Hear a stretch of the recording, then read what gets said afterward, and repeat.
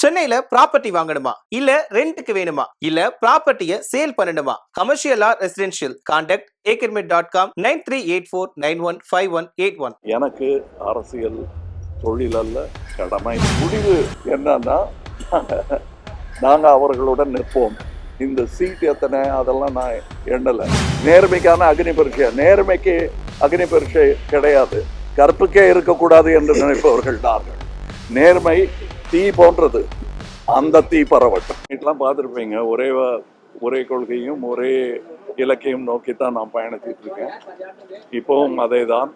இப்பொழுது நம்முடைய நாட்டிற்கான ஒரு முக்கியமான போராட்டமாக அதில் தமிழகம் முன்னணியில் நிற்கிறது. அதற்கு உறுதுணையாக நிற்க வேண்டியதுதான் என் கடமை என்பதை நான் முடிவு செய்து பல நாளாகிவிட்டது. பாரத் ஜோடோ யாத்திரா நடக்க ஆரம்பித்ததிலிருந்து, இங்கே நம்ம கை கொடுத்ததிலிருந்து, இது எங்களுடைய கடமையாக நான் நினைக்கிறேன். எனக்கு அரசியல் தொழில் அல்ல, கடமை. அப்படித்தான் எல்லோரும் இருக்க வேண்டும்.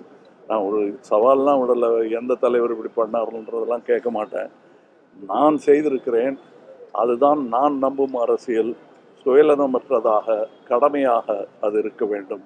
எல்லோருக்கும் அது அப்படித்தான் இருக்க வேண்டும் என்று நம்பி வந்தவன் நான் அரசியலில். அதே பயணத்தில் தான் நான் நடந்து கொண்டிருக்கிறேன். இந்த முயற்சி, இந்த ஆட்சி தொடர வேண்டும் என்று நினைப்பவர்கள், அது ஒரு தமிழ் குடிமகனின் உரிமை. அந்த நிலையிலும், ஒரு கட்சி தலைவன் என்ற நிலையிலும் நான் எடுத்திருக்கும் முடிவு, இந்த ஆட்சி மீண்டும் மலர வேண்டும், வர வேண்டும் என்பதுதான். அது என் முடிவு. என்னுடன் 40 வருடமாக, 30 வருடமாக, 25 வருடமாக, இப்படி 20-15 வருடங்களாக என்னுடன் வந்து கொண்டிருக்கும், தலைமுறையாக தொடர்ந்து என்னுடன் வந்து கொண்டிருக்கும் என்னுடைய தொண்டர்கள், ரசிகர்களாக இருந்து தொண்டர்களாக, நற்பணி தொண்டர்களாக மாறியவர்கள் இன்றும் என்னுடன் இருக்கிறார்கள். என்னுடைய அறிவுரையெல்லாம் கட்டளையாக ஏற்றவர்கள்.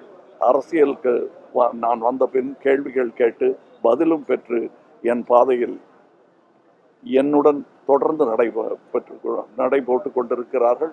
அந்த 9 வருடமாக அதுவும் அழுத்தமாக என்னுடன் நின்று பயணித்துக் கொண்டிருக்கிறார்கள். அவர்கள் அனைவருக்கும் நான் நன்றி சொல்ல வேண்டிய அவசியம் இருந்தாலும் சொன்னால் அவர்கள் அந்நியமாக நினைத்து விடுவார்கள். அவர்களுக்கு அது நான் சொல்லிக் கொள்கிறேன். சொல்லும் போது, வெற்றி பெற்ற பின்பு எங்கள்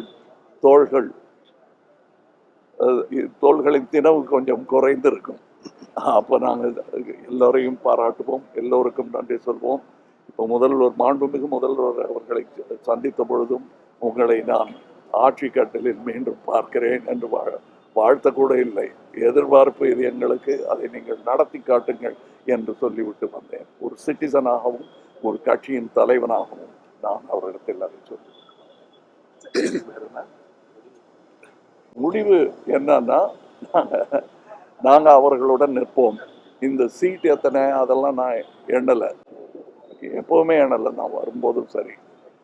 அது நீங்கள் எப்படி வேணா யார் என்ன சொன்னாலும், நான் இதுதான் என்னுடைய பொசிஷன். என்னுடைய கட்சியின் உறுப்பினர்கள் எல்லாம் அவர்களுடன் கலந்து ஆலோசித்து நான் எடுத்த முடிவு. இதில் வெளியில் இருந்து நாங்கள் ஆதரவு கொடுப்போம். ஆதரவு என்றால் அழுத்தமான ஆதரவாக இருக்கும், தோளாக இருக்கும் அது என்பதை இங்கே உறுதியாக. நேர்மைக்கான அக்னி பரீட்சை, நேர்மைக்கு அக்னி பரீட்சை கிடையாது. கற்புக்கே இருக்கக்கூடாது என்று நினைப்பவர்கள் நாங்கள். நேர்மை தீ போன்றது, அந்த தீ பரவட்டும்.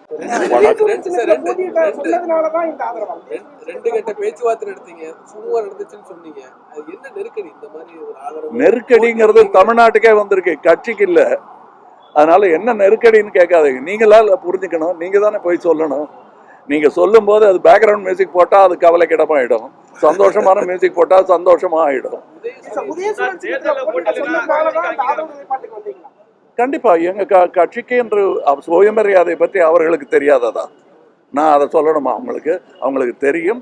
என்னை அவர்கள் பெருமரியாதையுடன் நடத்தி கொண்டிருக்கிறார்கள், நடத்துவார்கள் என்ற நம்பிக்கையும் எனக்கு இருக்கிறது.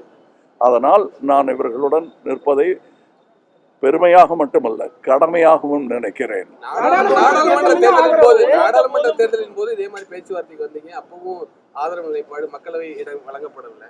சட்டமன்ற தேர்தலுக்கும் பேச்சுவார்த்தைக்கு வந்து இது போன்ற ஒரு முடிவு எடுக்க வேண்டிய சூழல் வந்திருக்கு. இது எப்படி பார்க்க தெளிவாக சொல்லிட்டு இதுல முடிவை நாங்கள் எடுக்கிறது சொல்லுங்க. திராவிட முன்னேற்ற கழகத்தின் சார்பில் எங்கள் ஒப்பற்ற தலைவர் தளபதியின் சார்பில் கலைஞானி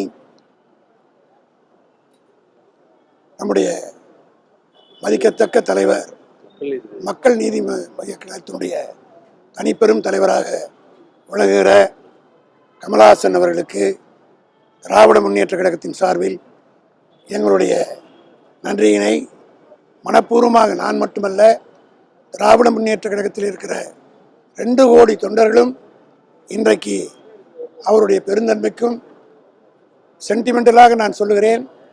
2024 நடைபெற்ற நாடாளுமன்ற தேர்தலில் மதிப்பிற்குரிய தலைவர் அவர்கள் இங்கே குறிப்பிட்டதைப் போல 2024 நாடாளுமன்ற தேர்தலில் இதேபோல நிபந்தனையற்ற ஆதரவை திராவிட முன்னேற்ற கழகத்தினுடைய தலைமையில் மு.க. ஸ்டாலினுடைய தலைமையில் அமையப்பெற்ற கூட்டணிக்கு ஆதரவு தருகிறேன் என்று சொல்லி அவர் எடுத்த அந்த முடிவு சென்டிமெண்டலாக ஒர்க் அவுட் ஆகி தமிழ்நாட்டில் 40க்கு 40 வென்று காட்டி ஒரு சரித்திரம் படைத்திருக்கிறது.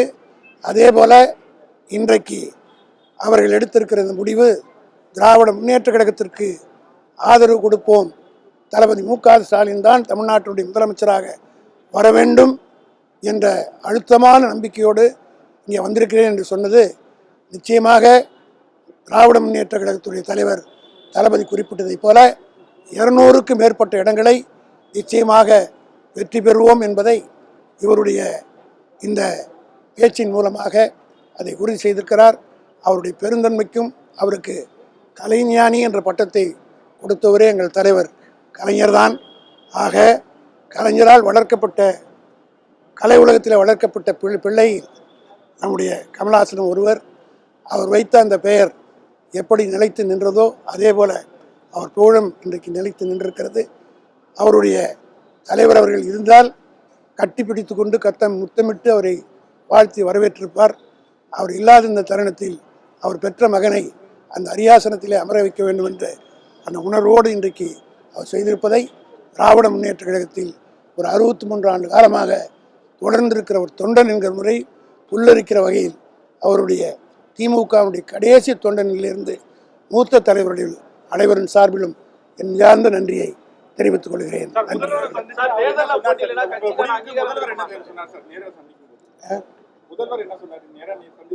நான் சொன்னது வென்று காட்டுங்கள், நாங்கள் துணை நிற்கிறோம் என்பது கண்டிப்பா நன்றி என்று சொல்ல வேண்டிய அவசியம் இல்லை.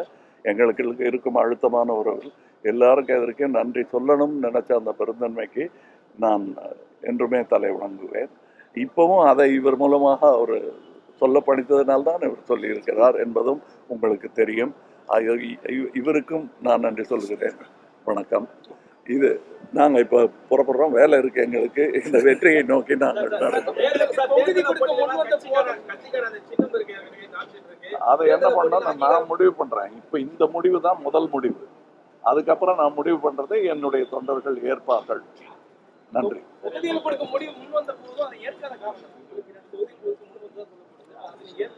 தொகுதி முக்கியமே இல்லைங்க. நான் வந்த போதும் அப்படி சொல்றேன். நீங்க பாராளுமன்ற தேர்தலில் நான் வெல்லவில்லை என்று சொன்னது மக்கள் என்னை தோற்கடிக்கவில்லை, அரசியல் தான் தோற்கடித்தது.